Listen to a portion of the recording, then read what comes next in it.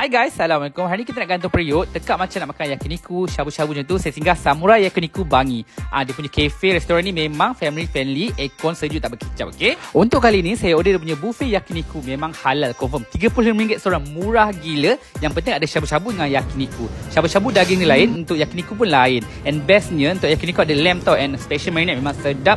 Ada dipping sauce black pepper disediakan, memang sedap teruk. And beef dia memang cair dalam mulut. Even bukan wagyu, tetap sedap. Next kita nak try air dia. Semua ni antara best seller, tapi favourite saya Samurai Sparkling. Memang rasa bubble gum macam tu, memang best. Kalau tak suka sparkling, ada je hazelnut latte. Next saya cuba dia punya chicken karage. This one order ala carte je. Ada original Samurai dengan Jigoku, tapi favourite saya Samurai lah, sebab Jigoku tu macam terlalu pedas. Juga shoot try tiga-tiga memang sedap. Kalau suka pedas, try lah Jigoku. Next saya order juga add-on juga Samurai Signature Ramen. This one kalau makan confirm penuh, memang kenyang. And soup dia memang flavorful tau. Saya ada daging, ada ayam, puas gila makan. Seterusnya saya cuba dia punya Samurai Gyushi. Gyushi ni sebenarnya lemak pada wagyu. Allah, memang sedap, cair dalam mulut, flavorful.